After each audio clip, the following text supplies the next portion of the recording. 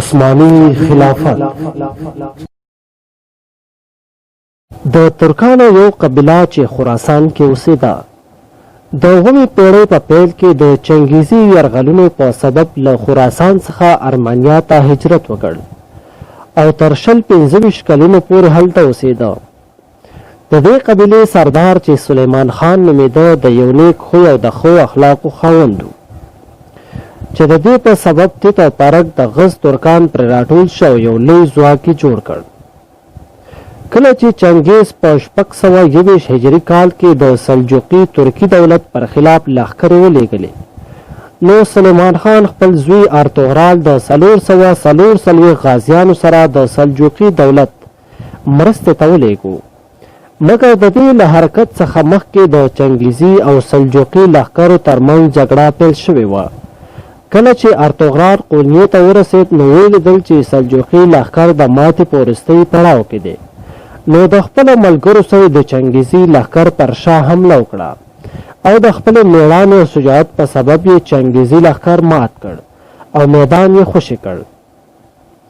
د سلجوقي لښکر حاکم علاودین د دې غیبي مرستې څخه ډېر خوشحاله شو او ارطغرال ته یې په انقره کې ډېرې سیمې ورکړې او سلیمان خان یې د خپل لښکر سپهسالار وټاکو.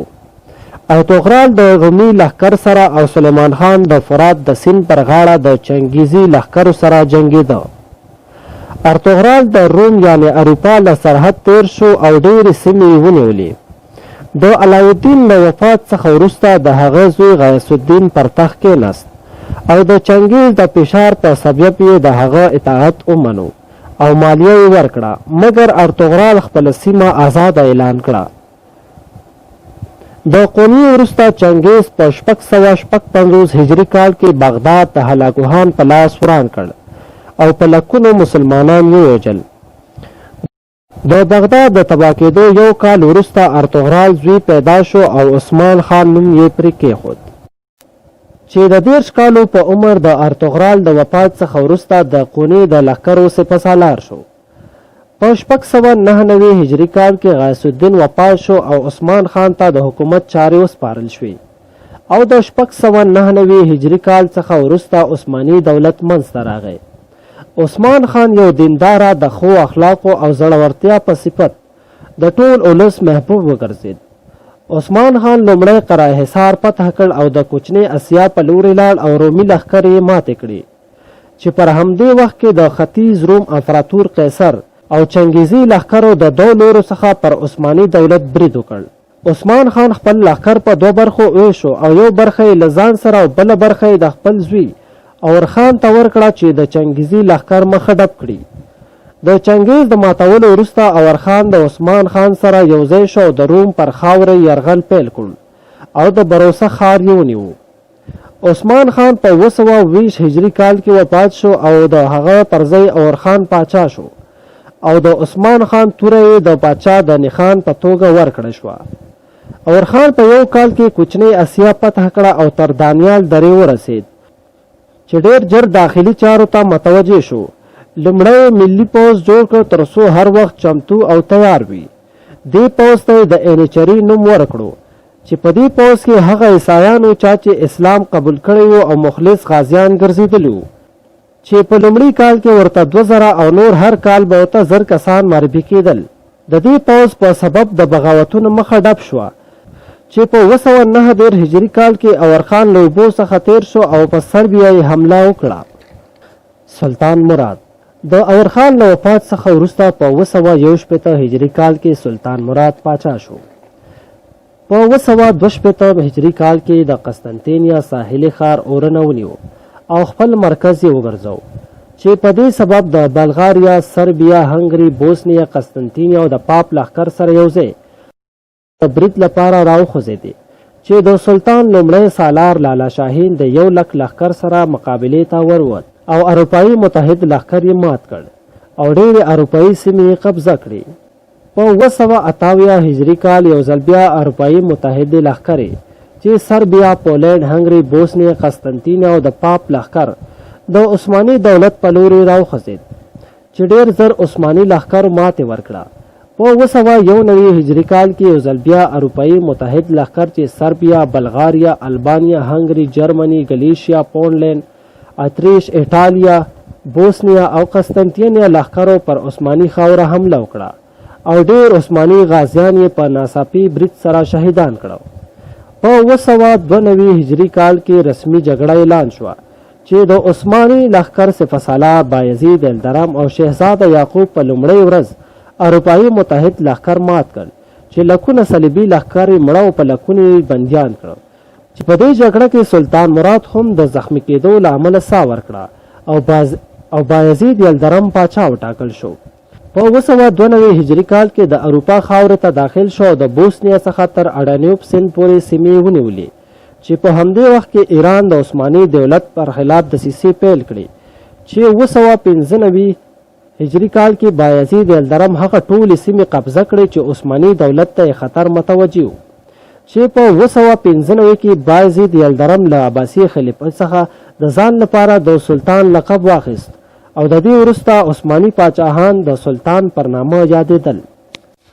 په 1999 هجری کال کې یو ځل بیا اروپایي متحد لښکر فرانس، انګلستان، جرمني، ایټالیا، سربیا، هنګري، اتریش، پولینډ، ایلیشیا، بوسنوي او نور صلیبي لښکرو د هنګري د پاچا په قومنده په عثماني خاوره برید وکړ او ډېر کلي یې برباد او کنډواله کړل او د نیلو پولیس ښار یې محاصره کړ.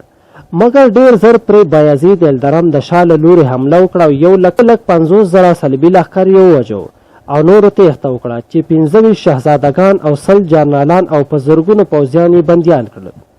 مګر لږه موده وروسته د قسطنطنیه قیصر ګوټ تیمور او د عثماني دولت ترمنځ درز پیدا کړو او د دواړو ترمنځ جګړه پیل شوه. عثماني سلطان نه غوښتل چې د مسلمانانو ترمنځ جګړه پیل شي، مګر ګوټ تیمور په عثماني خاوره یرغل راوړی و او نیمه اسیا یې نیولې وه او انقره یې محاصره کړې وه چې په 804 هجري کال کې د انقرې په میدان کې دواړه لښکرې مخامخ شوې چې عثماني لښکر 1,20,000 او ګوټ تیمور لښکر 8 لکه و. تر ماښامه پورې خونړۍ جګړه پیل وه چې عثماني لښکر ماتې وخوړه او بایزید الدرم یې د کمندونو پر اچولو سبب ژوندی ونو چې 8 میاشتې په پنجره کې وساتو او د جګړو په ډګرونو کې یې ګرځو چې بالاخره وفات شو. د بایزید الدرم څخه وروسته په 814 هجري کال کې محمد خان پاچا شو. له قسطنطینیه، هنګري، سربیا، وینس، البانیا، بوسنیا او ایلیشیا سره یې سوله وکړه او د عثماني دولت د بیرته پیاوړتیا لپاره یې مټې رابډ وهلې چې په دې وخت کې د جمهوریت د رامنځته کولو لپاره بغاوتونه وشول. مګر سلطان ډېر زر ټول بغاوتونه له منځه یوړل او په 825 هجري کال کې وفات شو. په 840 هجري کال کې دویم مراد خان پر تخت کېناست او د قسطنطینیه ښار یې محاصره کړ، مګر د داخلي دسیسو په سبب یې محاصره ماته کړه. هنیداس د هنګري د پوځ سپهسالار د پاپ د صلیبي فتوې په سبب د اروپایي متحد لښکر په عثماني خاوره حمله وکړه. عثماني دولت دا وخت په ډېرو ستونزو کې ګیر و. یو خوا داخلي بغاوتونه و، بل لوري ته صلیبي لښکر راتګ و چې د صلیبي لښکرو له لورې ډېر مسلمانان شهیدان شو او 4,000 ژوندي ونیول. سلطان د بغاوت د سمبالښت څخه وروسته د هنګري سره د سولې 10 کلن تړون لاسلیک کړو چې 50 ورځې پس د پاپ په لمسون د هنګري دولت تړون مات کړ او پر عثماني خاوره یې برید وکړ چې سلطان ورته د یوې خونړۍ جګړې وروسته ماتې ورکړه او د سربیا او بوسنیا دواړه سیمې یې قبضه کړې. په 855 کې پاتې سلطان محمد ثاني په تخت کېناست او د قسطنطینیه د نیولو پریکړه یې وکړه. محاصره یې پیل کړه. که څه هم دا چاره سخته او عثماني دولت له ماتې سره مخ و، مګر سلطان د یو حیرانونکي پلان په سبب بریالی شو او په 10 میله وچه لاره یې د تختیو لرګیو په واسطه 80 کښتۍ د قسطنطینیه سمندر ته داخلې کړې. په دې سبب په 850 کې سلطان قسطنطینیه فتح کړه او د آیا صوفیا کلیسا په مسجد تبدیل کړه او د ماسپښین لمونځ هلته ادا کړ او د قسطنطینیه ښار د اسلامبول په نوم ونومو، کوم چې نن د استانبول په نوم یادېږي. او د یو کال په موده کې د جنوبي یونان ډېرې جزیرې په عثماني دولت پورې وتړلې. په 880 هجري کال کې سربیا او بوسنیا فتح کړ. په 866 کې سلطان البانیا فتح کړه. په 878 کې د کریمیا جزیره فتح کړه. په 815 کې د ایټالیا ټرنټو ښار ونیو او بیا یې ټوله ایټالیا فتح کړه. په 886 هجری کال کې سلطان وفات شو. د سلطان مرګ د مسلمانانو لپاره له ډېره غمه ډک و. په 886 کې بایزید ثانی پر تخت کېناست. په 906 هجری کال کې اروپایي متحده بحري قوې پر عثماني بحري قوې حمله وکړه، مګر عثماني قوې امیر البحر ورته سخته ماتې ورکړه. په 910 هجری کال کې سلیم عثمان پر تخت کېناست. پر خلاف اسماعیل صفوي شیعه فعالیتونو لپاره هڅې ګړندۍ کړې چې سلطان په یوه ورځ 50,000 شیعه وګړي ووژل، چې دواړه لور د دې وروسته د رسمي جګړې اعلان وکړ او د ایران په خالد آران سیمه کې سره مخامخ شو. عثماني لښکر صفوي شیعه 80,000 لښکر ته غاښ ماتونکې ماتې ورکړه او تر قرهباغ پورې وزغلول، چې بیا سلطان د عراق، کوزاکستان او تر پاریس خلیج پورې سیمې فتح کړې. چې د دې ماتې وروسته اسماعیل صفوي د صلیبیانو او مصري دولت سره لاس یو کړ چې په شام کې د عثماني لښکر څخه ماتې وخوړه. بیا یې په فلسطین غزه کې برید وکړ، مګر بیا له ماتې سره مخ شو. سلطان مصر فتح کړ او تر حجازه پورې لاړ او د خادم الحرمین په نوم یاد شو. سلطان په مصر کې د عباسي خلافت د وروستي خلیفه سره د سلا مشورې وروسته د خلافت علم شریف تور او صادر سلطان سلیم خان ته وسپارلو او له دې وروسته عثماني دولت د عثماني خلافت په نامه یاد شو او د اسلامي امت لپاره د یو امن ټاټوبی وګرځېد چې سرحدونه یې تر 3 برازمو پورې وغځېدل. د عثماني کورنۍ 20 کسانو خلافت وکړ چې 625 کاله دوام وکړ، چې د روس، فرانس او نورو اروپایي هیوادونو په لمسون د ډېرو سیمو سردارانو خپلواکي اعلان کړه. په 1822 میلادي کال کې روس پر ترکیه حمله وکړه او ترکیه ماتې وخوړه، چې د دې سره رومانیا، سربستان، هزرګونیا خپلواکي واخیسته. قفقاز روس ته تسلیم شو، پیرنګانو قبرس لاندې کړ. په 1913 هجری کال کې عثماني خاوره د صلیبیانو په لاس کې پرېوته، چې سوریه، شام، فرانس، فلسطین، عراق، عربستان، انګلستان او ازمیر یونان ونیو. مګر ډېر ژر عثماني لښکر اسلامبول، ازمیر، اورنه، بلغاریا له یونان څخه بیرته فتح کړ.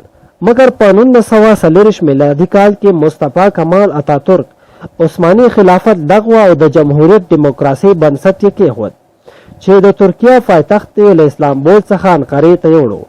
په اسلامي شغیر بندیز ولګېد، حجاب پرده ختمه شو او دین له سیاست جلا کړی شو. مګر په دې وروستیو کې په ټوله ترکیه کې د عدالت او پرمختګ ګوند چې رهبري عبدالله ګل او رجب طیب اردوغان کوي او د سیکولر عقیدې خلاف دي، د بدلون په لور روان دي او په 2020 میلادي کال کې آیا صوفیا مسجد چې پر موزیم تبدیل شوی و بیرته په مسجد تبدیل کړو.